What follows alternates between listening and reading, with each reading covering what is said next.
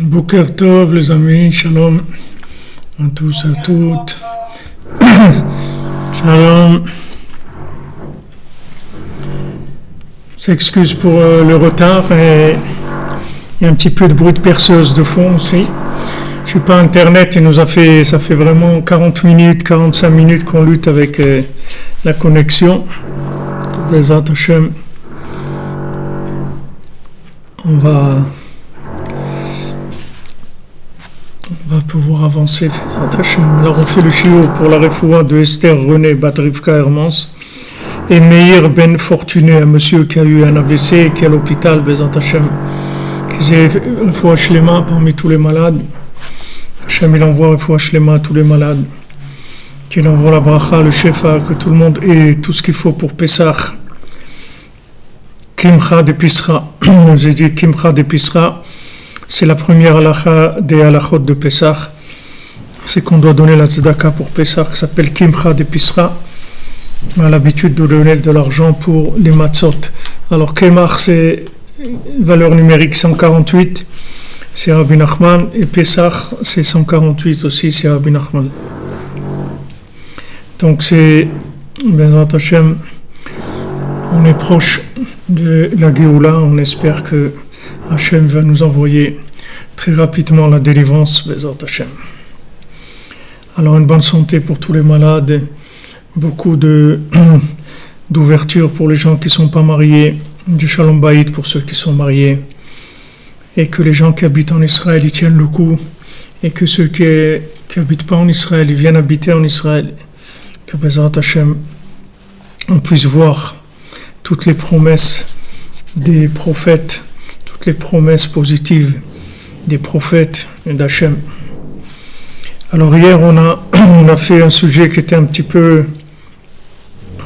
difficile à ouvrir, mais Rabbi Nathan donc il nous dit que page 46, on est dans la première colonne, à peu près la 15e ligne, que Akadosh Baruch Hu, au début il fait voir la vérité, un petit peu de vérité à chacun.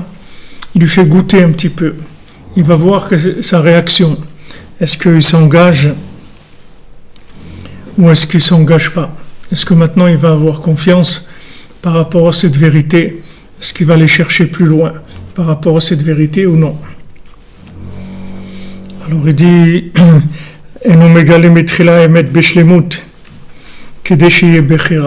au début, Hachem ne révèle pas la vérité de façon parfaite, de manière à ce qu'il y ait le libre arbitre, pour que la personne ait le choix, qu'elle puisse choisir.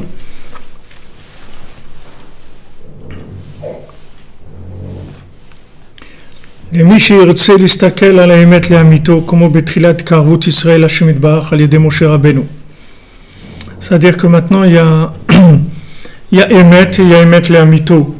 D'accord, il y a la vérité et il y a la vraie vérité. Maintenant, la vérité, c'est ce que je comprends. La vérité, c'est ce que j'arrive à faire, ce que j'arrive à comprendre, ce que je saisis logiquement. Ça, c'est la vérité. Maintenant, la vérité de cette vérité, c'est la Emouna qui découle de cette vérité.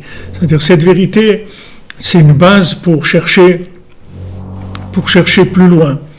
Soit je fais quitte ou double, c'est-à-dire soit je m'acquitte, je dis voilà, je m'acquitte avec cette vérité, soit non, je vais chercher plus loin.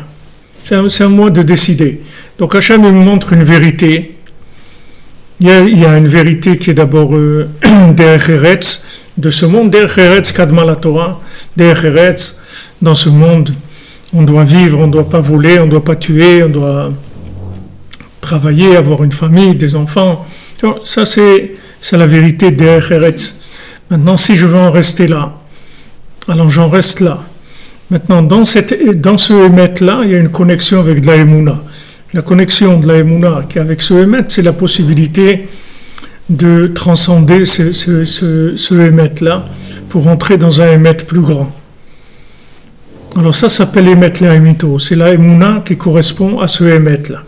C'est-à-dire ce émet, c'est, disons, un territoire conquis, quelque chose d'acquis, et maintenant il y a quelque chose à découvrir. Maintenant, si je veux, je reste avec l'acquis. Si je veux plus, alors dans ce émet-là, il y a un lien avec la Emouna, c'est-à-dire pour ouvrir. Il y a un appel à plus. Tout dépend après de ce que je veux. Alors là où je me trouve, j'ai un appel pour pouvoir aller plus loin. Alors ici il dit, comme au début, quand Israël ils se sont rapprochés d'Hachem par Moshe Rabbeinu, qui a révélé la divinité dans le monde, grâce à tous les miracles qu'il a fait aux yeux du Ham Israël. Et avec ça, c'est sûr qu'ils avaient la force d'être Ma'amin. C'est-à-dire qu'ils ont été Ma'amin dans Hachem et dans Moshe Rabbeinu. Mais après Hachem, on a vu hier, on a dit ça, mais Hachem, il leur a laissé après un champ d'épreuve, c'est-à-dire une zone dans laquelle ils vont pouvoir voir dans cette zone-là, est-ce qu'ils veulent plus ou veulent en rester là. Alors maintenant, quand il a commencé à avoir des problèmes, on va voir comment ils vont réagir. C'est-à-dire que maintenant, tu as ton émet, ce que tu as compris, etc. Maintenant, ce émet-là, on va ouvrir une projection pour aller plus loin. La projection pour aller plus loin, c'est que on va te mettre dans une obscurité par rapport à ce émet-là. Par exemple, voilà, vous décidez de monter en Israël, etc. Vous arrivez à la frontière, on dit voilà, tu peux rentrer. Alors, tout ce que j'ai construit, tout ce que je sais, c'est vrai ou c'est pas vrai? Maintenant, j'arrive, on me laisse pas rentrer. Est-ce que maintenant c'est vrai ou c'est pas vrai? C'est-à-dire, est-ce que je dois venir en Israël ou peut-être c'est pas pour moi? Peut-être je suis pas. Israël, elle veut pas de moi. Je sais pas. Il y a toutes sortes de bilboulim qui viennent dans la tête. Puisque maintenant, voilà. Moi, d'après ma progression, voilà, je veux arriver là. Maintenant, j'arrive, on ne me laisse pas rentrer. Alors, à ce moment-là, on va voir la réaction.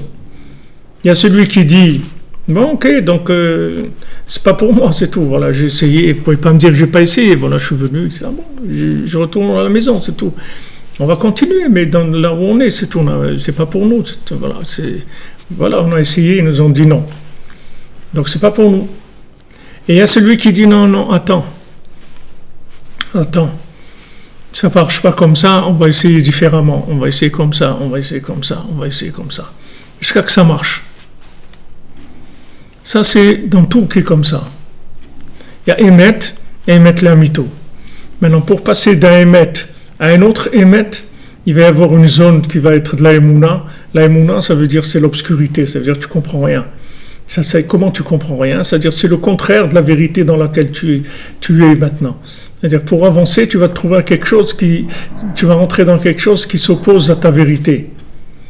Alors maintenant, tu veux ou tu veux pas. C'est à toi de décider. Maintenant, il y a Ruth et Orpa. Les deux, elles sont avec Naomi. D'accord? Ruth et Orpa, c'était les femmes des deux enfants de Naomi. Les deux fils de Naomi. Donc leurs maris sont morts et Naomi, elle n'avait pas d'autres garçons, on leur proposait ni rien. Donc elles ont suivi Naomi. Parce qu'ils étaient sortis, les maris, ils étaient sortis d'Eretz Israël, tout ça, ils ont eu une punition, ils sont morts. Maintenant, ils se sont retrouvés veuves, toutes les deux, Orpa et Ruth. Et Naomi, elle leur a dit, qu'est-ce que vous voulez de moi maintenant? J'ai rien à vous donner. J'ai plus d'enfants. Si j'avais encore des enfants, je vous aurais donné. Mais c'est dommage, vous restez avec moi, j'ai rien à vous donner. Alors, Orpa, elle a dit, bon, c'est comme ça, bon, alors shalom, et merci pour tout, et voilà.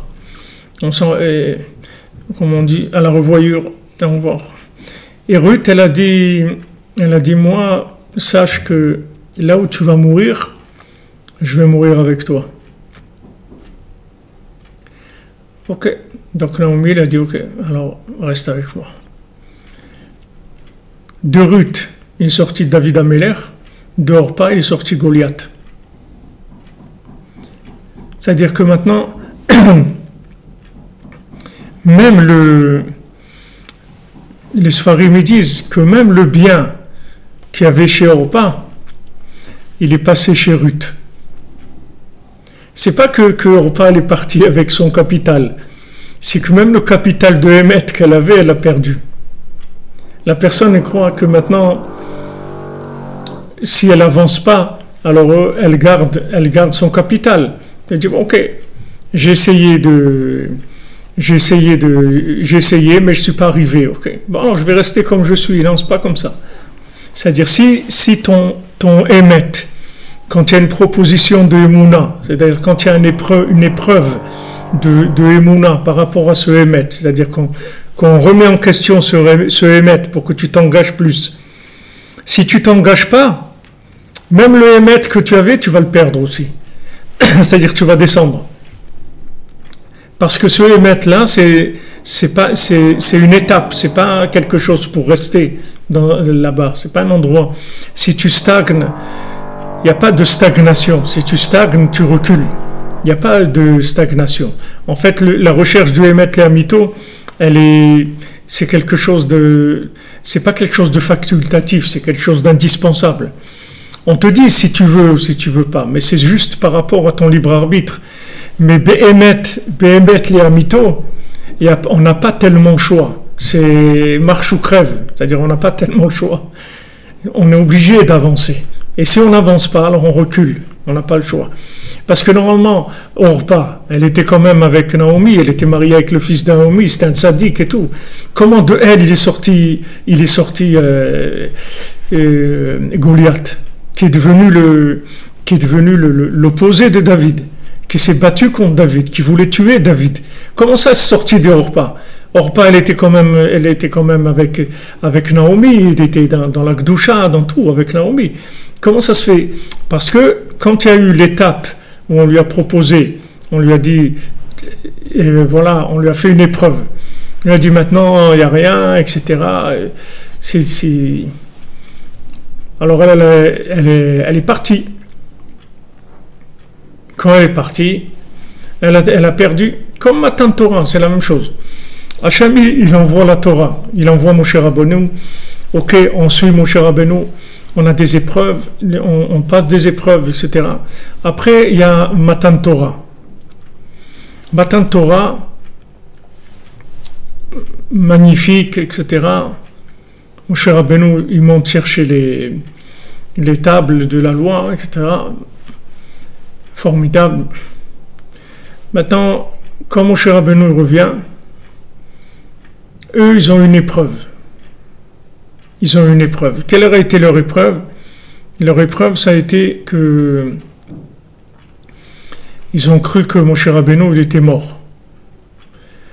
Et le Satan, il leur a même montré Moshe Rabbeinu mort, allongé comme ça, mort.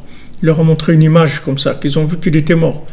Il est monté dans le ciel, il est pas revenu, c'est tout. Il dit, bon, il est mort, c'est tout. Alors, Hachem, il leur a fait une épreuve. Cette épreuve-là, ok, disons maintenant, on te fait une épreuve, que cette épreuve-là, elle te remet complètement en question tes acquis. Ça remet tes acquis complètement en question. Ok.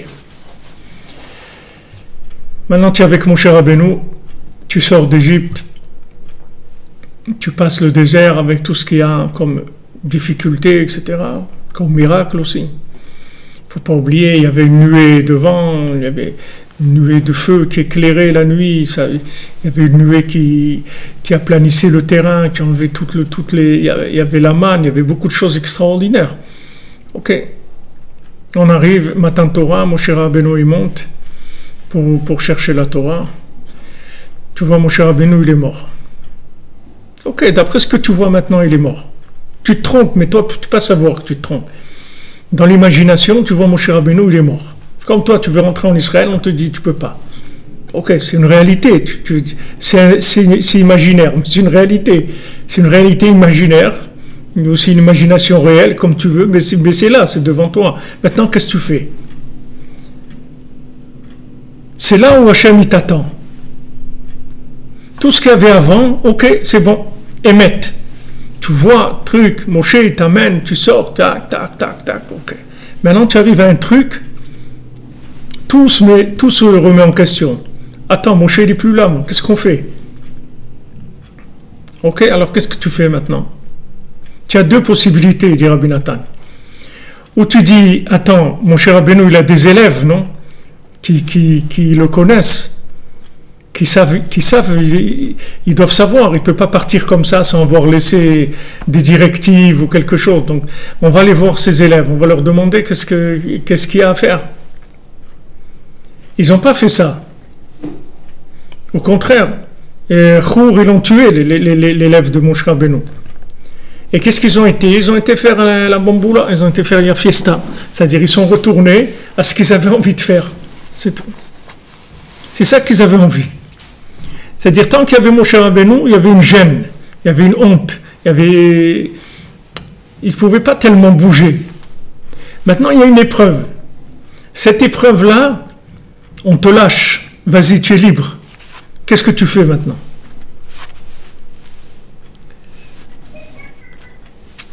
Tu vas chercher les élèves de Moshe Rabbeinu, tu leur dis, qu'est-ce qu'on fait? Ou bien tu vas vers ce que tu as envie, vers tes ta'avot. Ok. Ils vont vers leur ta'avot et tout. Manque de peau. Moshe Rabbeinu, il revient. Donc il voit qu'ils se sont trompés. Moshe Rabbeinu, il voit ça. Et il prend la Torah, il la casse. Il dit, je ne peux pas vous donner un Torah. Donc ce qu'ils avaient avant, dans le même état où ils étaient, c'est pas qu'ils étaient au niveau, ils n'étaient pas plus au niveau au moment où il a cassé les tables qu'avant, qu'ils soient montés. Quand il est monté chercher les tables, d'accord? Il serait descendu avec les tables. S'ils n'avaient pas fait le veau d'or, il n'y avait pas de problème. Ils recevaient les tables de la loi, c'était la fin c'était la vie éternelle, la mort elle aurait disparu. Ça avait déjà disparu, la mort avait disparu, tous les malades ils étaient guéris, tous les gens handicapés ils étaient guéris, tout, il n'y avait pas de problème. Du moment où, quand il y a eu un doute, c'est-à-dire qu'il y a eu un moment d'obscurité, un moment où il fallait tirer la Emouna, c'est-à-dire d'après le Hémet, rien ne va plus, sauf qu'il peut, rien ne va plus. Rien ne va plus, voilà, il nous a amenés et tout, voilà, il nous a lâchés. De toute façon, on voyait déjà chez lui des trucs et tout qui étaient un peu bizarres. Donc ça ne nous étonne pas tellement. Donc voilà, il nous a lâchés. Qu'est-ce qu'on fait maintenant? Ah ben, on va aller faire la fête, au moins on va boire un coup, on va s'amuser. Qu'est-ce qu'on va faire? On ne va pas rester, on va pas crever, non? Avant, ils sont partis là où ils sont partis. Donc voilà où ils ont... Quand ils ont été vers ça, ils ont perdu le émet qu'ils avaient, c'est-à-dire même que dans l'état où ils étaient aptes à recevoir la Torah. Maintenant, quand Hachem leur a fait cette épreuve-là, ils ont perdu la Torah. La deuxième, les Luchot, ce n'est pas les premières, c'est autre chose complètement. Les deuxièmes tables de la loi, elles étaient à un autre niveau, c'était autre chose complètement. C'était adapté à leur émet à eux, pas à émettre la mytho. C'était à leur émet à eux. On a recommencé un point de départ, retourné à la case départ, c'est-à-dire on est retourné en arrière par rapport à ce que Hachem il voulait nous donner. Donc ce schéma-là, il va se répéter chez tout le monde. À chaque fois dans sa vie, il va devoir avancer. Tu prends Tu prends un couple, c'est la même chose. Un couple, il y a Emet, ok, il y a une grande lumière, on se rencontre, on a envie, on s'aime, on se marie, etc. Après, ça va commencer des problèmes. Ok, il y a des problèmes. Quand il y a un problème, on va voir la réaction. Quand il y a un problème, est-ce que maintenant tu remets tout en question ou tu arranges le problème? Celui maintenant qui n'était pas sincère au départ, qui n'a pas tout mis, qui s'est engagé avec Emet, mais pas Emet les mytho. Maintenant, on va lui proposer d'avancer. Comment on va le faire avancer? Il va passer un passage dans son couple où il ne comprend pas. Il ne comprend rien à ce qui est en train de se passer. Voilà, la femme, elle est nerveuse, et trucs, il y a des problèmes. Combien de gens m'appellent, me disent, ouais, voilà, ma femme, elle a accouché, on a un bébé merveilleux, tout ça, et après elle commence, voilà, maintenant, je sens de la haine, des paroles de haine, des trucs, c'est terrible et tout, je ne comprends pas comment on peut. Voilà, on arrive, il y a de l'incompréhension. Cette incompréhension-là, c'est une épreuve de quitte ou double. C'est-à-dire que maintenant, tu dis, ok, je comprends rien, mais on avance, je comprends rien. Ok, maintenant je ne peux pas comprendre. C'est un tunnel. C'est comme maintenant tu es en train de rouler, il y a le ciel bleu, le soleil, tu as la Wi-Fi, tu as tout. Maintenant tu passes dans un tunnel, il n'y a plus de Wi-Fi, il n'y a plus de ciel, il n'y a plus rien. C'est le noir, c'est tout. Il n'y a rien. Donc qu'est-ce que tu fais? Alors tu attends, c'est tout. Tu vas sortir du tunnel. Il y a des tunnels, tunnels du Mont Blanc, il y a des tunnels de 5 km, tunnels de 40 km, c'est pas important. Mais tu vas sortir du tunnel. Mais si tu lâches, tu retournes en arrière. Tu perds même ce que tu avais avant. Quand il y a une proposition pour avancer, c'est pas pour que tu restes. Quand on te propose un poste où tu vas monter, c'est pas que si tu refuses, on te remet là où tu étais. Si tu refuses, on te met dehors. On te met pas là où tu étais, parce que ta place, il y a déjà quelqu'un d'autre qui l'a prise. Là où tu étais, on a mis déjà quelqu'un d'autre. Donc en fait, toute notre vie, dans tous les éléments, ça va être comme ça. Dans tout, dans le domaine familial, dans la prière, dans l'étude, dans les rapports avec avec Hachem, le rapport avec le tzaddik, avec tout. Combien de gens sont venus chez Rabbeinu, il est jeté. Combien de gens ils disent, voilà, avant je venais à Ouman, je sentais des trucs et tout, maintenant je sens rien. Je viens à Ouman, je sens rien du tout. Ok, alors qu'est-ce que tu vas faire? Tu venais pour sentir ou tu venais pour quoi? Et donc le tzaddik, il veut voir maintenant si tu vas rester sans que tu sentes rien. Et des fois, c'est pire. Combien de gens ils disent, j'étais à Ouman et tout, je suis revenu, je suis pire qu'avant. Je suis pire qu'avant. Et pourtant, j'étais à Ouman, j'ai prié et tout. On va voir, c'est tout. C'est des épreuves d'Emouna. Est-ce que tu continues ou tu t'arrêtes? C'est tout. C'est ça qu'on veut voir. Alors, Rabbeinu, même ses grands élèves, il leur faisait ça. Tous les élèves, des fois, Rabbeinu leur disait, pourquoi vous venez chez moi? Je ne sais rien du tout. Si j'avais quelque chose à vous donner comme Torah et tout, je comprends, mais je ne sais rien. Pourquoi vous venez chez moi? Je ne comprends pas pourquoi vous venez chez moi. Alors, tous les élèves, ils étaient là, ils comprenaient. Imagine-toi, tu es devant le tzaddik, comme ça, il te dit, pourquoi tu viens? Qu'est-ce que tu viens faire ici? Dis rien pour toi. Alors, il va voir, c'est tout. Et là, qu'ils disent, bon, alors, à la prochaine, truc et tout. Et celui qui dit, non, moi, bon, je reste, ok. Même s'il n'y a pas de Torah, je veux rester, c'est tout. Et après, Rabbeinu révélait une Torah très, très élevée. Après que Rabbeinu disait ça, les gens y restaient, et après, Rabbeinu révélait une Torah très, très élevée. Il ne pouvait pas faire autrement que de passer par cette chose-là, c'est-à-dire d'annuler complètement la connaissance pour pouvoir révéler cette Torah. Mais en même temps qu'il annulait la connaissance à lui, et il annulait aussi la connaissance des gens qui étaient là, parce qu'il leur disait, il n'y a rien ici. Pourquoi tu restes là? Il n'y a rien. Comme les gens ils disent, ouais, tu vas au Man, tout ça, qu'est-ce que tu as fait de ta vie, c'est quoi ta vie et tout. Regarde, il y a des gens, ils ont réussi, ils ont fait, toi tu es toujours avec tes mêmes problèmes dans tes trucs et tout. En quoi ça marche, au Man et tout. Rabbeinu te fait passer par ça. Il fait passer tout le monde par ces épreuves-là. Et c'est toute la vie qui est comme ça. Toute la vie, dans tous les domaines. Vous pouvez prendre tous les domaines que vous voulez. Vous verrez que ce schéma-là, il est général. Il marche dans tout. Et si maintenant, vous passez cette épreuve, vous allez découvrir une nouvelle Torah, un nouveau Emet, un Emet extraordinaire, que vous ne saviez même pas qu'il existait ce Emet. Et quand vous allez arriver dans ce Emet-là, aussi ça va recommencer. Vous allez rester dans ce Emet le temps que Hachem sait que vous devez rester. Et après, il y a encore une épreuve d'Emouna. Et comme ça, on avance. Dans tous les domaines, c'est comme ça. La prière, l'étude, Eretz Israël, le mariage, tout c'est comme ça. Ça marche comme ça. Et les gens qui n'ont pas la force, alors ils n'ont pas la force de la Emouna. Alors dès que le Emet, il ne marche pas, ils te disent, mais Béhémet, ça ne marche pas. Béhémet, il voit mon cher Rabbeinu qui est mort. C'est Emet. Il leur montre l'image. D'en haut, il voit mon cher Rabbeinu, il est mort. Donc qu'est-ce que tu fais maintenant? On va voir, qu'est-ce que tu vas faire? Il y a ceux qui ont dit, bon, il a dit d'attendre, moi j'attends. Il a dit d'attendre, oui. Alors j'attends, c'est tout. Et il y en a qui ont dit non, un truc et tout. Donc, c'est-à-dire ils ont profité de la situation pour retourner vers là où voulaient eux aller. C'est-à-dire leur émet, quand il y a eu une épreuve pour transcender leur émet, ils n'ont pas été d'accord.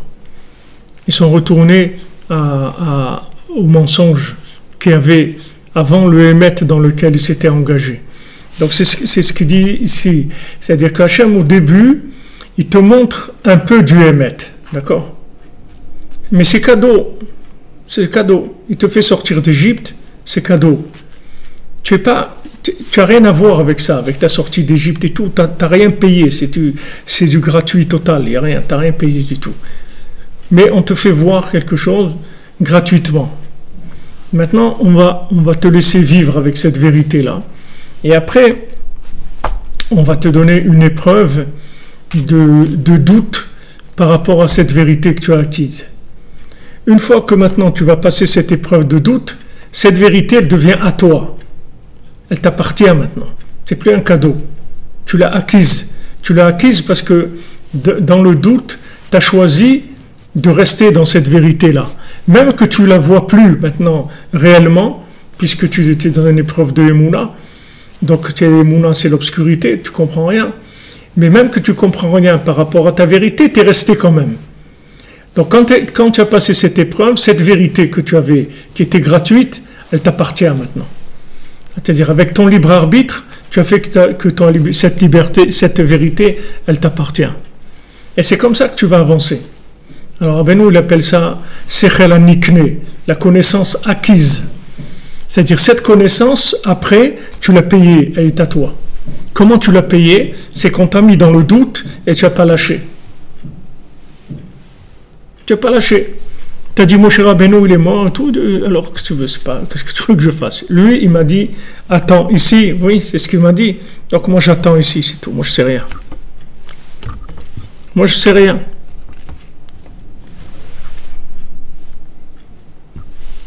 Moi, je ne bouge pas de ma place. Quand tu places l'épreuve de Emouna, c'est pour acquérir la vérité que tu avais pour entrer dans cette épreuve de Emouna. Il y a celui qui n'est pas sorti d'Égypte. Là, il n'est même pas rentré dans l'épreuve. Il est resté en Égypte, c'est tout. 80% du Ham Israël, ils sont morts en Égypte, ils ne sont pas sortis. Ok. Et il y a celui qui est sorti et qui n'a pas eu, quand il y a eu l'épreuve d'Emouna, il n'a pas pu. Il n'a pas pu. Maintenant, ils arrivent après au summum, quand ils doivent rentrer en Eretz Israël.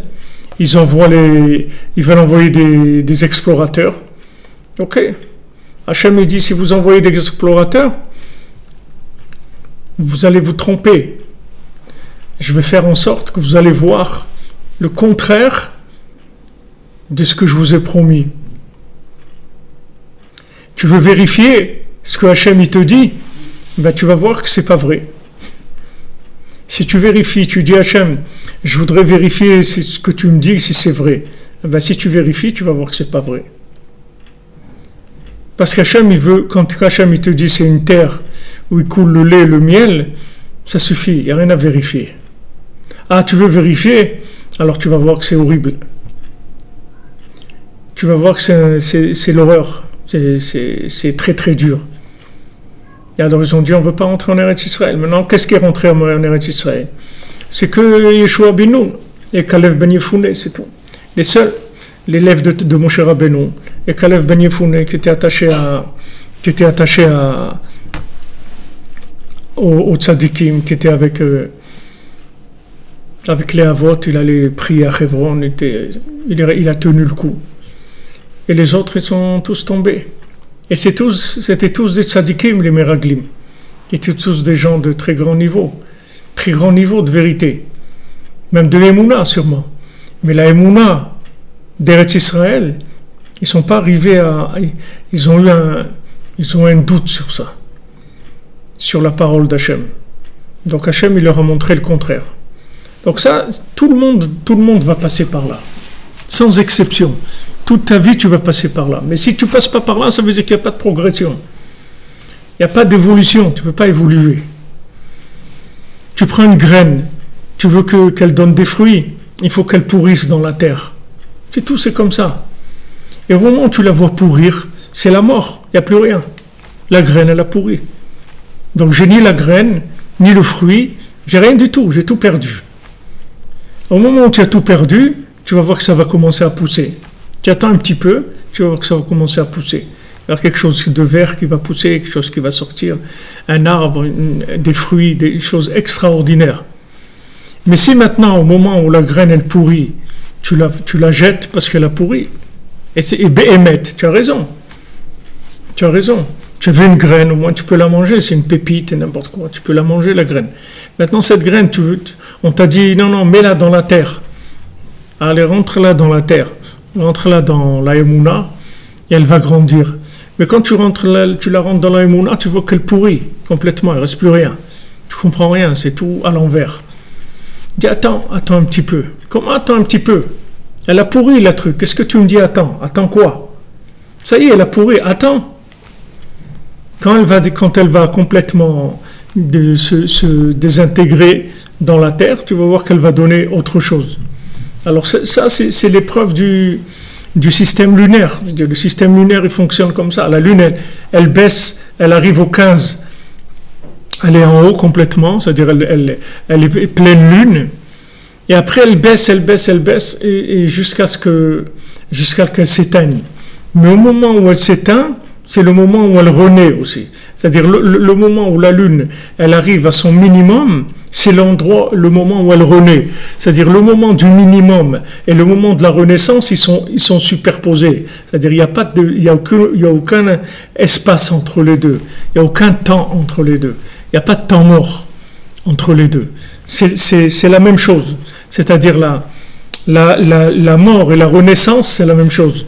C'est-à-dire ils se retouchent. Ils se touchent. Seulement au moment où c'est la mort fictive, en fait, parce que c'est la renaissance. Mais entre ce moment de la mort fictive et la renaissance qui est embryonnaire, tu vois rien. Tu vois rien du tout. Il faut que tu attendes pour que, après tu vas voir un petit peu que ça va sortir, le premier croissant de l'huile, etc., jusqu'à qu'elle va arriver au 15. Mais au début, tu vois rien du tout. Tu as l'impression que ça y est, tout est terminé. Tu as l'impression que c'est fini. Voilà, il n'y a plus rien. Et logiquement, il n'y a plus rien. Tu vas chercher la lune. Tu vas voir, il n'y a rien. Tu ne vas rien voir du tout. Parce que c'est invisible, c'est imperceptible, ce moment-là. Le moment de la naissance du nouveau niveau, il est imperceptible. Et c'est ça notre épreuve, toute l'épreuve de notre vie, c'est celle-là. C'est-à-dire qu'on nous montre de la vérité. Cette vérité, c'est un cadeau qu'on nous fait. C'est une proposition qu'Hachem nous fait. On voit, c'est beau. On adhère à cette vérité. Dès qu'on a adhéré, première épreuve, boum, obscurité. Comprends plus rien. Mais attends, moi je croyais que c'était la vérité, ça allait marcher, tout. Je viens en Israël, je leur dis voilà, moi je viens pour vivre en Israël, et pour me convertir en Israël, vivre en Israël et tout. Ils me disent, ils me mettent en prison, ils me disent dégage. C'est sympa, les amis. Baruch, c'est sympa. Je m'attendais à autre chose. Ça fait mal. Ça fait mal. Si tu rentres dans le truc, tu peux dire, waouh, c'est quoi ça? Donc je me suis planté, c'est tout. Oh, c'est pas pour moi, je préfère retourner dans ma bulle, là où j'étais, c'est plus sympa. Ou tu te bats, c'est tout. Tu te bats. Tu te bats pour... Tu dis, non, non, c'est rien ça. Ça va marcher. Tu avances. Quand tu avances, alors cette vérité que tu as dit avant, qui était une vérité de marketing, si tu veux, d'Hachem, c'est-à-dire Hachem il t'a montré de la vérité, c'était du marketing, c'est pour que tu achètes. Ok, tu as acheté, parce que c'est gratuit. Tu as pris, c'était gratuit. Maintenant, la Emouna, tu vas payer cette vérité-là. La Emouna, c'est là où tu vas payer cette vérité. Comme je vous ai dit de ces jours-ci, de ces Sefer Hamidot, Hachem il te dit, voilà, c'est vrai, tu es sincère et tout, je suis d'accord avec toi. Je sais que tu es sincère. Maintenant, je vais te faire passer par l'obscurité, on va voir combien de temps tu vas tenir. Si tu tiens, alors il n'y a pas de problème. Je te donne tout après. C'est-à-dire, cette vérité, elle est à toi. Et c'est comme ça qu'on avance. C'est-à-dire, on a une vérité qui est une vérité de cadeau d'Hachem. Après, on passe par la Emouna, qui est l'obscurité. C'est-à-dire que c'est la remise en question totale de cette vérité, que tu as l'impression que toute cette vérité, elle est complètement fausse, c'est complètement à l'envers. Si tu tiens ça, tu rentres dans un nouveau niveau de vérité, qui est un cadeau aussi. Mais ce niveau de vérité que tu avais avant, qui t'a amené à l'épreuve d'Emouna, tu as passé l'épreuve, tu l'as acquis, c'est à toi. Cette vérité, tu l'as acquise pour l'éternité. Ça sera à toi pour l'éternité. Plus jamais personne ne bougera de ça. Ni dans ce monde, ni dans l'autre. Tu l'as acquis complètement. Mais il n'y a pas d'autre moyen d'acheter dans ce monde. C'est comme ça qu'on achète. Tu vas dans un magasin, ça te plaît, c'est beau, tu as fait ton choix, tac, tout ce que tu veux. Maintenant, tu payes, c'est tout. Comment tu payes? Tu payes par la Emouna. La Emouna, ça veut dire que tu vas vivre le contraire de la chose. Tu t'es marié par amour, tu vas avoir le contraire de la dispute après. Cette dispute-là, elle va venir pour concrétiser l'amour qu'il y avait. Est-ce que cet amour, il est vrai ou pas? Est-ce que dès qu'il y a un problème, tu t'en vas ou tu restes? Tu restes, ce niveau d'amour, il est acquis. Après, tu rentres dans un autre niveau. Après, tu arrives, avec quelques dizaines ou quelques centaines d'épreuves, après, tu arrives à un niveau d'amour qui est indestructible, c'est fini. Il n'y a plus rien dans le monde qui peut te séparer, c'est fini. Il y a plus ça n'existe plus. La notion de séparation, de trucs, tout ça existe, ça ne peut même pas exister. C'est des niveaux, c'est tout, d'engagement. Ce sont des niveaux, et tout fonctionne comme ça. Tout le monde, il fonctionne comme ça. Même la nature, elle fonctionne comme ça. Il y a l'hiver, tu vois, tout est mort, tout est là, sous terre, il n'y a rien. Et après, voilà, maintenant, il va venir Nissan. On est dans Nissan, ça va commencer. Tu vas voir des bourgeons, tu vas voir des trucs. Ça y est, ça va sortir. Tout va sortir. Où c'était tout ça? Où c'était? C'était dans la Emouna, c'était caché dans l'hiver. C'était caché. Maintenant, ça va sortir, ça va donner des fruits, ça va donner tout va sortir. Mais pendant l'hiver, on va voir qu'est-ce que tu vas faire. Si pendant l'hiver, tu dis, bon, ce monde-là, il n'y a rien, c'est un désert, il n'y a rien du tout. Celui qui arrive, qui voit le monde en hiver. Nous, on sait qu'il va y avoir le printemps, parce qu'on l'a déjà vu. Mais imagine-toi, quelqu'un, il arrive, il voit ce monde-là en hiver, il dit, mais c'est désert, c'est horrible, c'est tout noir, les trucs. Les arbres, ils n'ont pas de fleurs, il n'y a rien, il n'y a pas de couleur, il n'y a rien, c'est tout comme ça, gris, et il n'y a rien du tout. Attends un petit peu, tu vas voir que ça va se métamorphoser complètement. Toute la vie, tous les domaines, c'est comme ça. Si tu tiens dans l'obscurité, la vérité qui t'a amené à cette épreuve-là, elle devient à toi. C'est ton examen, c'est tout. C'est comme ça que tu achètes ta vérité. Quelle est la différence entre une vérité acquise et une vérité qui n'est pas acquise? C'est qu'une vérité acquise, tu ne la lâcheras jamais. Et une vérité qui n'est pas acquise, on ne va pas te faire de marketing pendant très longtemps. C'est-à-dire qu'après, ça y est, tu perds la chose. Une vérité qui est acquise, elle est acquise pour l'éternité. Et en plus, elle t'ouvre tout de suite la possibilité de rentrer dans un nouveau émet, dans une nouvelle vérité plus grande. plus grande, tu vas avoir une connaissance plus profonde des choses. Et comme ça tout le temps. Et plus tu vas chercher, et plus tu vas avoir des épreuves de Emouna, tout le temps. Plus ta recherche va être profonde, plus tu vas passer par des moments d'obscurité. Est-ce qu'Hachem il veut de moi? Est-ce qu'Hachem il veut pas de moi? Comme Rabbi Nachman dit, tu as l'impression qu'Hachem il veut pas de toi, qu'Hachem il te rejette, qu'Hachem il t'aime pas, qu'Hachem il écoute pas ta prière. Tout ça, c'est des épreuves de consolidation de l'amour. Hachem il veut consolider son amour avec toi. Si Hachem il te laissait tranquille, il ne te faisait pas des épreuves d'obscurité, ça veut dire qu'il ne cherche pas à te rapprocher de lui. Si Hachem il te rapproche de lui, ça veut dire que maintenant il veut, il te fait une épreuve, ça veut dire qu'il veut plus pour toi. La Gemara elle dit, si quelqu'un il n'a pas une épreuve pendant 40 jours, alors il doit s'inquiéter. Ça veut dire qu'il est déconnecté, on ne s'occupe pas de lui. Parce que quelqu'un qu'on s'occupe de lui, il ne peut pas passer 40 jours sans avoir une épreuve, c'est impossible. Pourquoi 40 jours? Qu'est-ce que c'est 40 jours? 40 jours, c'est là où le fœtus il devient un embryon. Ça met 40 jours. Au bout de 40 jours, on dit, la Gemara elle dit, pendant 40 jours, tu peux prier que l'enfant, ça soit un garçon ou une fille. Après 40 jours, c'est un garçon ou une fille. Bon, il y en a qui disent dans la Gemara même que jusqu'au moment où il sort du ventre, tu peux prier encore. Aujourd'hui, c'est plus possible parce que les gens ils regardent avant, donc ça empêche cette chose-là. Mais il y en a qui pensent dans la Gemara que le bébé il peut changer, même quelques instants avant la naissance, ça peut devenir un garçon ou une fille. C'est arrivé des gens, moi je connais des gens qu'on leur a dit que c'était un garçon, ils ont vu avec le truc et tout, et qu'en fin de compte c'était une fille. Quand elle est née, c'était une fille, c'était pas un garçon. Maintenant, bon, on peut dire qu'ils se sont trompés quand ils ont regardé et tout, mais aussi, il peut y avoir un changement. Il y en a qui disent ça. Mais la vie qui est retenue, c'est que c'est 40 jours.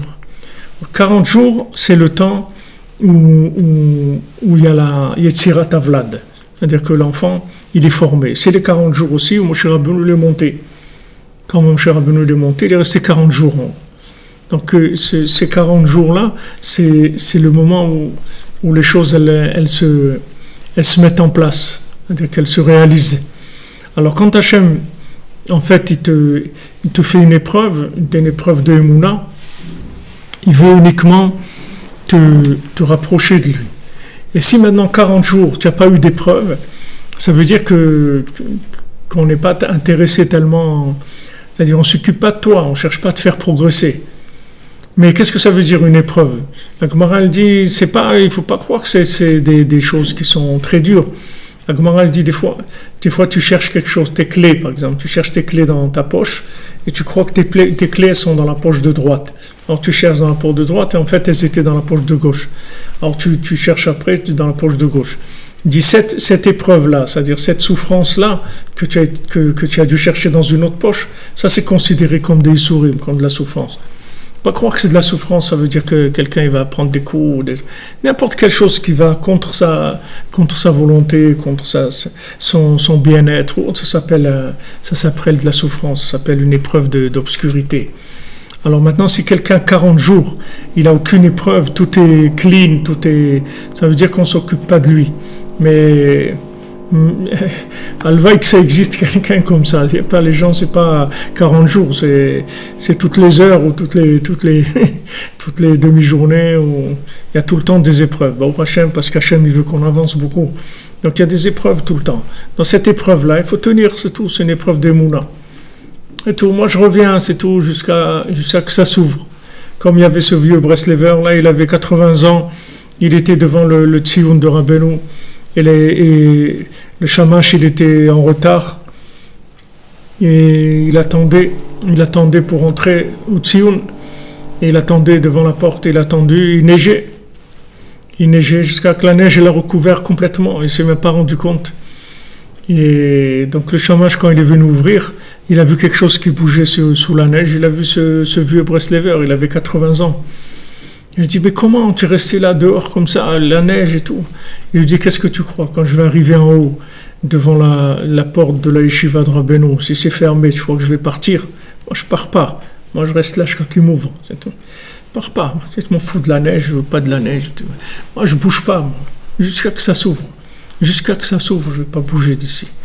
Alors voilà, maintenant, quand maintenant il y a une épreuve de doute et qu'on se renforce, alors en fait, on va devenir propriétaire pour l'éternité de la vérité qui nous a amené à cette épreuve-là. Et après, on a quitté au double encore. Donc maintenant, cette vérité nous a été acquise, on va recevoir une nouvelle vérité de marketing, c'est-à-dire une nouvelle vérité de proposition, d'inspiration. Et maintenant, une fois qu'on aura cette vérité qui va nous plaire et on va s'engager, etc., après on va nous faire une épreuve, inversion de la vérité, on va voir, tu tiens ou pas. Quand tu sais comment ça marche, alors plus ou moins tu peux, une fois que tu as passé quelques dizaines de fois cette épreuve-là, tu t'habitues un petit peu à savoir comment ça marche. Mais malgré tout, quand il y a l'épreuve, il y a l'épreuve. Tu ne peux pas dire, même si tu le sais, quand tu vis l'épreuve, tu vis l'épreuve. Même si tu sais que c'est, même quand tu es dans l'épreuve, tu te rappelles, tu dis, mais on a passé déjà des épreuves comme ça. Et après, c'est passé, c'était rien et tout. Mais quand tu le vis, ça fait mal. Tu es dedans. C'est-à-dire, tu peux pas dire, ouais, mais c'est rien. Non, c'est pas rien. Parce que si c'est rien, c'est pas une épreuve. L'épreuve, c'est que tu la vis, tu as l'impression que tout va exploser. Ça y est, c'est fini. Ça y est, c'est toute la fin de tout. Et une fois que tu passes après, ça y est, t'es sorti. T'es sorti, t'avances. C'est comme ça qu'on avance. Alors, c'est ce qu'il nous dit ici. C'est-à-dire que Hachem, il t'envoie une vérité. Et avec ça, il va t'éprouver, il va voir si tu restes ou si tu pars. Comme après l'ouverture de la mer, ils ont été 3 jours dans le désert, ils n'ont pas trouvé d'eau, et ils ont commencé à se plaindre. Et aussi avec la manne, aussi avec les oiseaux, avec la caille et tout. Tout de suite, Hachem ne leur a pas donné tout de suite pour qu'ils aient une épreuve de Emouna. Après, il y en a beaucoup qu'en fait, ils sont tombés et ils ont été contre Hachem, contre Moshe Rabbeinu. Combien on a dit qu'on va retourner en Égypte? Il y en a beaucoup qui ont dit on va retourner en Égypte parce que on en a marre. C'est quoi ça? En Égypte, au moins, ils nous donnaient à boire et à manger. Ici, il n'y a rien. Tu nous amenais dans le désert pour mourir. Pourquoi on n'avait pas des tombes en Égypte? Tu nous amenais mourir dans le désert. On avait des tombes en Égypte, qu'est-ce que c'est pour mourir ici? Alors, il y en a qui se sont révoltés, que c'était trop dur pour eux. L'épreuve, elle était trop dure pour eux. Mais maintenant, les gens qui étaient des gens droits, des tzadikim, alors ils ont eu la émouna dans Moshe, et dans Hachem et dans Moshe. Ils ont dit que c'est sûr que Hachem, il est bien, et que c'est sûr que Hachem, il va nous sortir de là. Et Hachem, il va nous donner ce qu'il doit nous donner. Maintenant, pourquoi ça ne vient pas tout de suite? Pourquoi c'est à l'envers? Ça, je ne sais pas. Je ne sais pas pourquoi. Mais celui qui était vraiment accroché de façon sincère à la vérité quand il est sorti d'Égypte, alors quand il y a eu l'obscurité dans le désert, c'est-à-dire toutes les épreuves qu'il y a eu dans le désert, il n'a pas lâché du tout, parce qu'il savait que c'est la progression normale des choses, c'est l'évolution normale des choses. C'est-à-dire qu'on va passer par des moments d'incompréhension, et ces moments d'incompréhension, après, ils vont nous amener à des choses beaucoup plus grandes. Et si maintenant on a des questions sur des choses qui nous étonnent sur le comportement d'Hachem, il y a des choses qui nous étonnent, c'est-à-dire on ne sait pas pourquoi c'est comme ça ou c'est comme ça, pourquoi Hachem il fait les choses comme ça ou comme ça, on ne comprend pas. Alors qu'est-ce qu'il faut faire? Il faut jeter son cerveau et avoir la émouna, parce que c'est impossible de comprendre avec son cerveau comment Hachem il nous dirige. Mais ceux qui se plaignent maintenant et qu'en fait ils cherchent des comment on dit, c'est pas des alibis, ils cherchent on dit comment quelqu'un voilà, exactement, chacun il cherche des prétextes, il cherche un prétexte. C'est là où tu passes ton épreuve. Quand tu rentres dans la émouna, Alors maintenant, on va te faire passer par une épreuve. Maintenant, si tu lâches, ça veut dire qu'en fait, quand tu t'es engagé dans cette vérité, c'est vrai que c'était une vérité de marketing. On t'a donné cette vérité à découvrir, d'accord? It's yours to discover. Ok, c'est à toi de la découvrir. Mais on t'a donné cette vérité. On va voir qu'est-ce que tu vas faire avec. Si maintenant, quand on te donne une épreuve sur cette vérité, tu utilises cette obscurité comme un prétexte pour t'en aller, ça veut dire que le marketing, il n'a pas marché. Tu ne l'as pas acheté, la vérité. Parce que si tu l'avais acheté, tu n'aurais pas lâché.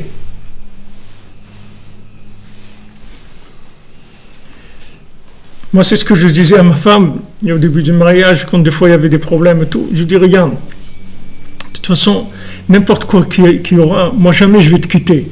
Alors, elle me dit, alors tu peux y ce que tu veux, moi jamais je vais te quitter. C'est tout. Monte, descend, en fait. Moi je ne vais jamais partir. Moi je resterai avec toi toute ma vie. Jamais je vais te quitter. Donc après ça, tu n'as pas de... Comme Ruth, elle a dit à Naomi, c'est pas la peine de m'essayer de me dire des trucs, ça. Moi je reste avec toi, c'est tout. Moi je connais rien. Mais j'ai rien à te donner, je m'en fous. Moi je reste avec toi, c'est tout. Parce que moi je sais que quand je me suis engagé, ce que j'ai vu, je l'ai vu. Et ça, je ne vais jamais le lâcher. Tu ne veux pas maintenant remettre en question ce que j'ai vu avec l'épreuve que tu vas me faire maintenant. Cette obscurité qui vient, elle ne va pas remettre en question ce que j'ai vu au départ. Mais celui qui s'en va, ça veut dire que maintenant, en fait, il n'était pas sincère. Et maintenant, il y a une épreuve. C'est un prétexte, il s'en va, c'est tout. En fait, on lui ouvre une porte de sortie, c'est tout. S'il veut sortir, il sort. Et s'il veut rester, il reste. On lui donne une possibilité. C'est le libre arbitre, c'est tout.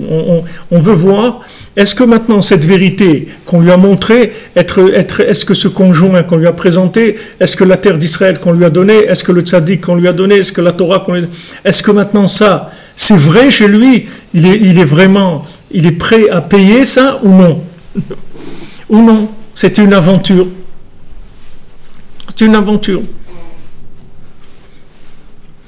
Il y a des gens, ils sont mariés, au bout de quelques années, après ils ont dit non, on arrête, etc. Il dit parce que je savais pas que c'était, je croyais pas que c'était comme ça. Il dit que je ne croyais pas que c'était comme ça. Il dit non, je savais pas que c'était comme ça. Je savais pas. Il croyait que c'était autrement.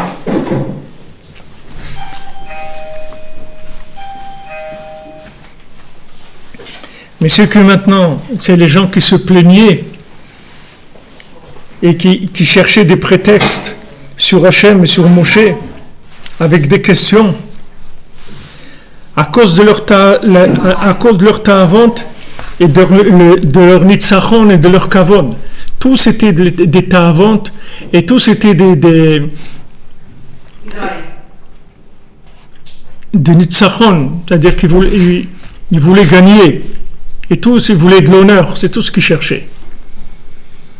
Pourquoi tu t'es engagé? Tu t'es engagé dans la Torah, pourquoi? Tu cherches quoi? Tu cherches du plaisir, tu cherches de la puissance, tu cherches de l'honneur. Si tu cherches ces choses-là, dès qu'il va y avoir une porte de sortie, tu vas t'en aller. Dès tu vas trouver un prétexte pour te sauver, tu vas te sauver. Mais si tu cherches vraiment Hachem, si dès que tu vas voir le tzaddik, tu vas le reconnaître et tu vas t'attacher, tu vas jamais le quitter. Parce que tu sais que c'est ça. Ah, maintenant ça marche pas, tout ça c'est de l'illusion. Tout ça c'est de l'illusion. Le tzaddik te dit, celui qui s'attache à moi, il ne va jamais perdre. Ça y est, le tzaddik qui t'a dit, tu viens chez moi au man, je te répare. Hachem, jamais il m'enlève un de mes élèves si je ne l'ai pas réparé complètement. Toutes ces paroles-là, toutes ces garanties que Rabbeinu il a, ou maintenant tu crois là-dedans, ou tu ne crois pas, c'est tout. Ou tu crois là-dedans, même si toute ta vie elle est à l'envers complètement, ça ne change rien du tout. Ça ne change rien. Parce que sa promesse à lui, elle est plus grande que tout ce que tu peux voir. Parce que tout ce que tu vois, c'est influencé par tes plaisirs, par ton nitzachon. Le nitzachon, c'est de vouloir gagner tout le temps. de vouloir vaincre, de vouloir gagner. Et le kavod, quelqu'un il cherche l'honneur. Quelqu'un il cherche les honneurs. Et alors maintenant, ça n'a pas marché. Il n'a pas eu les honneurs, il n'a pas eu ce qu'il voulait. Alors il s'en va, c'est tout. Mais celui qui cherche le Emet le Amito, dis-moi, moi ce que je veux c'est rester avec Moshe Rabbeinu, c'est rester avec Rabbi Nachman, moi c'est ça que je veux. Le reste ça ne m'intéresse pas. Ah ouais, mais tu sais, c'est pas... Les Breslev, ils ne sont pas très bien vus. Oui, ils ne sont pas très bien vus ici, mais en haut, ils sont très bien vus. C'est ça qui m'intéresse. Ils ne sont pas très bien vus ici, je m'en fous. Par qui ils ne sont pas bien vus? Pourquoi les Juifs, ils ne sont pas bien vus? Ils sont bien vus dans le monde. Ils ne sont pas bien vus. Alors, qu'est-ce qu'il y a? C'est pas pour ça que je ne vais pas être juif. On ne me dérange pas. Qu'il a qu'à voir comme il veut. C'est pas, moi, je regarde ce qui m'intéresse. Je sais que Hachem, il m'aime. Et par Hachem, je suis bien vu. Par les tzadikim, je suis bien vu. C'est tout ça qui m'intéresse. Le reste, ça ne m'intéresse pas. Alors, tu vas avoir des épreuves dans ta vie. On va te rester que ça, c'est tout. Bon, Hachem, il y a des moments qui sont bien, des moments agréables, où tout est, il y a les deux côtés qui sont bien. Mais il y a des moments où il n'y a que ça, c'est tout. Tu n'as rien, tu dois t'accrocher que à la Emouna. Et quand tu vas t'accrocher à la Emouna, tu vas passer à un autre niveau de vérité, beaucoup plus grand. Beaucoup, beaucoup plus grand. Et si tu veux avancer, tu vas être obligé de passer toujours par des choses comme ça. C'est-à-dire, tu plantes la graine elle pourrit, il sort un arbre, il sort des fruits. Dans ces fruits, il y a des graines. Cette graine-là, tu vas la replanter, elle va pourrir encore. Et encore, il va sortir un arbre. Et comme ça, tu vas faire une palmeraie. C'est comme ça que tu vas faire un truc une plantation. Après, tu as une plantation. Mais de coup, d'où elle est née, toute cette plantation? Du nombre de graines qui ont pourri. Qu'on a été d'accord qu'elle pourrisse. Si on n'était pas d'accord qu'elle pourrisse, ça n'aurait pas avancé. Alors eux, les gens qui ont cherché des prétextes, ils ont posé des questions qu'on ne pouvait pas leur répondre. Ils n'ont pas voulu s'appuyer sur la Emouna. La Emouna, elle vient quand maintenant, dans le Emet, tu ne te concentres pas du Emet, tu cherches le Emet, les Amito. C'est-à-dire que tu cherches que cette vérité-là, ça soit ta vie. C'est-à-dire que tu veux vivre cette vérité. Tu ne veux pas la connaître, tu veux la vivre. Mais si tu veux la vivre, il faut que tu payes. Si tu veux la connaître, il n'y a pas de problème. Il n'y a aucun problème. Si tu veux étudier dans une Torah université, il n'y a aucun problème. Tu peux apprendre tout ce que tu veux. On ne va pas te faire des épreuves. Parce que comme tu ne vas pas vivre les choses, donc ça, tout ce que tu fais, c'est des examens en blanc. Donc ça ne nous dérange pas du tout. Tu peux y aller tant que tu veux. Mais si tu veux vivre cette vérité, c'est-à-dire émettre les amito, tu veux la vivre, alors tu vas passer par une épreuve d'Emouna. Quand tu vas passer par l'épreuve d'Emouna, ce émettre, il va être à toi, ça veut dire que ça va être ta vie. Ça va devenir toi-même. Ça va être ta vie. Et tu vas te construire complètement avec ça. C'est-à-dire à chaque fois, tu auras une épreuve d'Emouna qui va te permettre d'intégrer la vérité. Et chaque vérité intégrée, ça va devenir une partie de toi-même. Après, il n'y a plus de questions sur ça. Il n'y a pas de questions parce que tu es devenu la chose. Tu es devenu la chose. C'est-à-dire, imiadativ haïtiv. Si je le sais, je le deviens. Et d'ailleurs, il y a quelqu'un qui m'a posé une question très, très intéressante. Pour ne pas la citer, c'est mademoiselle Sandrine qui m'a posé cette question-là. Elle dit maintenant on dit que il faut pas, c'est interdit de prévoir la venue de prédire la venue du Mashiach, d'accord? La Torah elle dit tous ceux qui prédisent la venue du Mashiach, alors c'est pas bien, etc. Et même elle dit des mots très durs sur eux, etc. Alors elle dit comment Rabbi Nachman, lui, il a écrit et tout la date du Mashiach. Rabbeinu, il a laissé Megillat Starim, où Rabbeinu, il a écrit quand Mashiach il allait venir. Il dit comment ça se fait que Rabbeinu, il a dit? Ben, la différence, c'est ce que je suis en train de vous dire maintenant. C'est-à-dire que Rabbeinu, lui, c'est pas une prévision. C'est la vision mamash. C'est pas une prévision. C'est Mashiach mamash, il le voit. C'est pas quelqu'un qui voit, qui dit, d'après, c'est comme la météo, tu comprends? Tu peux regarder maintenant la météo à Ouman, et il va te dire ciel nuageux. Mais nous, on est à Ouman, on vous dit le ciel il est bleu. Ah, mais nous on a prévu, parce que d'après les mouvements du vent, le calcul de la vitesse du truc, du courant qui vient de là-bas, de la mer des trucs, avec ça, donc à telle vitesse, ça va arriver à tel moment là-bas, ok? C'est une prévision. Mais dommage, tu as mal prévu, parce qu'ici le ciel est bleu. Et donc toi tu nous écris que c'est nuageux, moi je te dis le ciel est bleu. Donc ça c'est la même chose. C'est-à-dire quand la Torah elle dit prévoir, c'est tous ceux qui font des calculs, d'après des signes, qui disent c'est des signes messianiques, que ça, mais Rabbeinu c'est pas des signes messianiques, Rabbeinu voit le Mashiach lui-même, et il sait exactement à quelle seconde il va venir. C'est pas des prévisions, donc c'est autre chose. Quand Rabbeinu il disait ça pour tout, dis-moi quand il y a Pessah, moi je suis dans Pessah Mamash, c'est pas la fête de Pessah, c'est Pessah Mamash. Il y a toutes les choses qui sont autour, comme Rabbi Nathan, une fois on lui a dit, il n'avait pas de quoi faire Pessah. D'accord, il n'avait pas. C'est arrivé la veille de Pessah, ils n'avaient rien, ni les matzot, ni de la viande, ni le vin, ni rien, il n'avait rien. Alors la famille, elle commençait à s'affoler, elle dit, mais attends, mais on n'a rien, comment on va faire la fête et tout? La veille, le lendemain, c'est Pessah, rien. Maintenant, quelque part, il y a un élève à lui dans un des villages autour. Il se dit, mais attends, Rabbi Nathan, peut-être qu'il n'a rien. Avant, ça n'existe pas, il y a WhatsApp ou SMS ou un truc. Il n'y a pas, tu ne peux pas savoir. Alors, qu'est-ce qu'il a fait? Il a pris une charrette, il a rempli avec tout ce qu'il fallait, la viande et les trucs et tout, des pommes de terre, les matzot, tout, le vin, tout ce qu'il fallait, il a amené à Rabbi Nathan. Le matin, que le soir, c'était Pessah. Alors, le matin, ils arrivent chez lui, chez Rabbi Nathan, tout ça. Alors toute la famille elle était contente et tout. Et ils disent comment Rabbi Nathan, son visage, il n'a pas changé du tout. Il n'y a aucune expression sur son visage que maintenant c'est arrivé ça. Parce que pour lui, il n'y avait aucun doute. Et de toute façon, ça ne changeait rien du tout pour lui. Ça ne changeait rien du tout. Après, tout le monde était content. Bon, Hachem, ya. Alors Rabbi Nathan, il leur a dit comme ça. Il leur a dit, bon, Hachem, il y a les matzot. Bon, Hachem, il y a la viande, il y a les pommes de terre, il y a le vin pour Pessah, il y a tout. Mais Pessah lui-même, où il est? Où il est Pessah? Ok, Baruch Hachem, Bezat Hachem, il y aura les matzot, on va avoir la viande, on va avoir le poulet, on va avoir le poisson, on va avoir les pommes de terre, les carottes, le vin, la boucha, ok. Mais Pessah lui-même, où il est? Où il est Pessah? Vous comprenez? Parce que Rabbi Nathan, il savait qu'il existe Pessah lui-même. Ça, c'est les chemins pour arriver à Pessah. Mais Pessah lui-même, ne crois pas parce que tu as mangé la matzah, ne crois pas que avec ça, tu connais Pessah lui-même. Tu es à un moment sur la route de Pessah.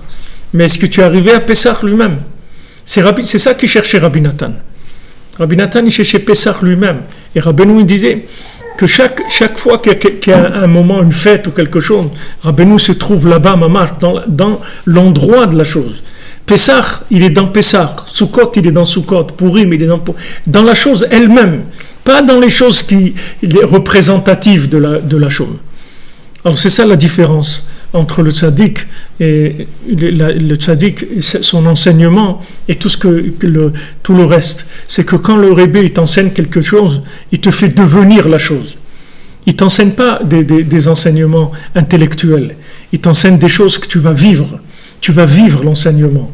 L'enseignement, c'est un chemin pour toucher ton cœur et pour que tu deviennes ce qu'il va t'enseigner. Mais le but, c'est que tu deviennes ce qu'il va t'enseigner. Et miyadati vayitiv, si je le sais, je le deviens. C'est ça, savoir. Savoir, ça veut dire devenir la chose. Et là, tu vas avoir des épreuves d'obscurité, et tu vas avancer, etc. Mais si tu veux faire de la Torah universitaire, que tu es là avec la petite barbe taillée, le petit costard, et la petite cravate comme ça, et les petits trucs, les petits pantalons en tube en bas et tout, ça, il n'y a pas de problème. Ça, tu peux y aller, il n'y a pas de problème. Ça ne gêne pas. Ça compte pas dans le Hitpara, il n'y a pas de problème. Mais si tu veux devenir, alors là, tu vas avoir des épreuves de Emouna. Parce que la Emouna, c'est pour que tu deviennes la vérité que tu as choisie. Dans un couple, c'est pareil. Maintenant, on s'est marié, maintenant on va commencer à développer la confiance en nous, la émouna entre nous, la confiance qu'il va avoir entre nous. Il va y avoir des épreuves de confiance à chaque fois. Ouais, tu préfères tes parents que moi, et truc, au lieu de passer le Shabbat avec moi, tu préfères qu'on passe le Shabbat chez tes parents, donc ça veut dire que tu m'aimes pas, et truc. Il va y avoir des épreuves tout le temps comme ça. Mais c'est comme ça qu'on va construire la maison. C'est comme ça qu'on va construire l'amour. Comment il va se construire cet amour? En restant stagnant comme le jour du départ, on ne peut pas, il faut qu'on avance. Donc pour avancer, on va passer par des épreuves de remise en question de ces choses-là. Et quand on passe l'épreuve, ça y est, c'est acquis. Et à un moment, on va arriver à une acquisition qui est indestructible, c'est fini. C'est fini, ça, plus jamais ça sera détruit. Il n'y a ni remis en question, c'est terminé. C'est pour l'éternité. C'est ça que Rabbeinu veut. C'est qu'on soit avec lui pour l'éternité, Bezat Hashem. Qu'on soit ensemble pour l'éternité, attachés à Rabbeinu dans ce monde, dans l'autre, Bezat Hashem. Toujours ensemble, toujours avec les tzaddik. Be'atzlacha, une bonne journée.